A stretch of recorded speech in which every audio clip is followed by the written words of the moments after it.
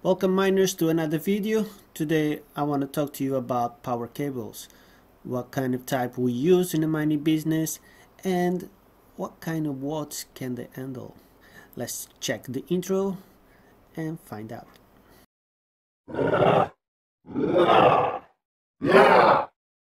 There's still some confusion about it and the difference between the manufacturer's safety and what they can actually handle. At the end of the video I'm also gonna show some tricks and how to take more from your PSU. So let's start with the cable we need the most. That's the one we powered up the GPU. Your graphics card usually have 8 pins, 8 plus 6 pins, or 8 plus 8 pins, or 3 times 8 pins, depending on the manufacturer. It's a lot of confusion. But what you need to know is these cables can handle 288 watts. You'll find on Google that says 150 watts. That's the safety wattage from the manufacturer. After that, it's not covered by warranty, so you need to be careful. But they can handle 288. Then you have the CPU cable. It's the same as GPU. It can handle 288 watts. However, the live and neutral cables are different, so you cannot use this to power a GPU. Then we have peripherals. The SATA cable. SATA cable can only handle 54 watts, and we usually use this just to power up the hard drive. If you use an NVMe, you don't need that, of course. Then we have the Molex cables. Molex cables can handle 156 watts. You can power up some risers as well if they have the port, that's no problem. Then we have the riser. The riser on its own, it won't consume any energy. So you need to think as the riser as some other cable to power up your GPU. Forget the riser. Then we have these SATA cables. They usually come with the riser. These cables can only handle 54 watts, but your GPU can extract up to 75 from the riser. That's why we don't use these to power up GPUs. We have the splitters, so needed to split the power between the PSE to the riser and GPU. I also have here a CPU to GPU cable. This will convert my CPU cable so I can power up the GPU. We have the 24 pin cable. This usually goes to the motherboard. And I also have here some dongles. So let's start with the GPU cable. So to power up your GPU, this one have a 8 pin and a 6 pin. This cable, they can come on a single one or with a little splitter already. It's the same thing, it's 288 watts. We can use this to power up and power up the other port and connect this to the motherboard and you're set. This will go to my PSU. But I have a riser. I need a riser because we're miners, we have a lot. This is where the splitter comes in. So I'm going to split the power between my GPU and my riser. Here we go. Now I'm going to power up my riser. You also need the USB cable and connect the riser. Close the little plastic thing at the end and make sure there's no gold seeing. If you see gold, it means the GPU is not well connected. I had a lot of comments from the other video, guys, thanks a lot, but I wasn't using on the rig anyway.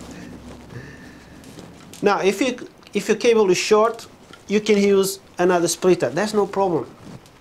You can split this as many times as you need to. There you go. There. Now I have space. It is better, less connections, okay?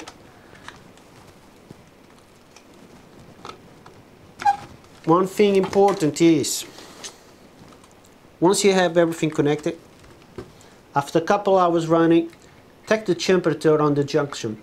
If it burns your fingers, it means it's too hot. You might also see the yellow starting to burn. That means this cable cannot handle the temperature. I've seen dodgy cables in the market, and I have a few as well. So always check the temperature. Trust nobody.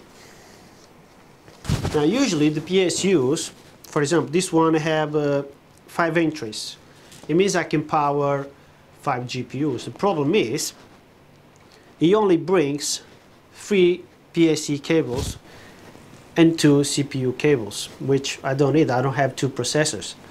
So what I can do is plug one CPU, and using my converter here, which is different from the splitter, you can see the difference. The converters, CPU to GPU, have yellow cables on one side and black on the other side. The splitter have blacks, plus on the side I have an extra one, as you can see, and the rest is yellow. So you can compare, they are different. Also, another thing, they don't fit. So if you struggle to put them in, it means it's not the correct cable. They should go in easily. And now I have an extra cable to power up my GPU. That way I can use all the ports using the original manufacturer cables, which is recommended. Now I'm going to talk about the riser. The riser is still a lot of confusion about how many watts. The riser doesn't take any watts. Imagine this as another cable for your GPU. There's nothing here, there's no watts, nothing. However, the GPU can take 75 watts from it. That's why I say imagine this just another power cable.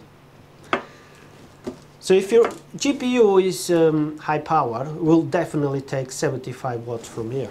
So if you use a SATA cable which can only handle 54 watts, most likely we will burn, melt, or even worse. So best not use it.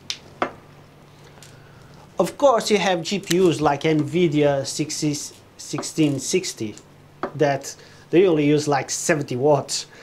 So I can't imagine that GPU takes 75 watts from the riser. It will be safe to use this, but I'm still against it. So if you can, avoid them. They're very weak. You can see the difference in the cables as well. They're so flimsy, while these ones, they're strong. Look at that. See how they bend and stay? These ones, look. That's because inside they are different wires as well. Now if you have 2 PSUs to power all your cards, you're gonna need a 24-pin splitter. That way you connect both PSU to the motherboard, and when you power, everything comes to life. But if you don't have that, you can also use a dongle. What the dongle does is start up your PSU as soon as you press the power button. You can make this yourself in here. You can put a wire on these 2 pins. You can buy one online, they're pretty cheap. They usually come with a wire like this. Or if you're posh and you have EVGA PSU, they're quite cool, look at that. There's no wires. This actually came with my PSU and I don't use it. Then you have the USB cables. They usually take 3 to 5 watts. And that's it.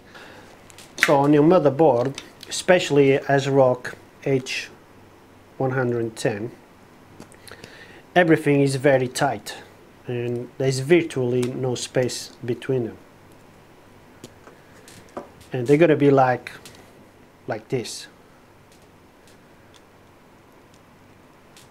Although they look like they're not touching, if you notice the soldering, they will touch. Is there a danger on this? No, and I'll tell you why. Because the outside of the USB is a neutral, there's no power here. So when they connect to each other, nothing happens. Inside, you have the live wires, okay? The live wires are inside, so if you put your hand on the outside, you won't get electrocuted. Also, it's only 3 to 5 volts, nothing happens anyway. Chain connections. If your wires are too small, yes, you can chain together like that. But I strongly recommend not to. There's more things to go wrong, and the less connections, the better. So conclusion. GPU, PSE or VGA cable, whatever you want to call it, 288 watts. But if you only use 6 pins, it's 216. Yes, you can use this to connect 2 GPUs if they low power, like NVIDIA 1660 Super. They only use 70 watts. But I still recommend you don't do that. If one cable goes wrong, 2 GPUs go wrong. You have the CPU cable, same thing. The SATA 54, Molex 156. Then you have the splitter, and you have GPU converter, and this one, the best you can do is put it on the bin. I think I covered everything, and if not, please leave a comment below, and thanks for watching.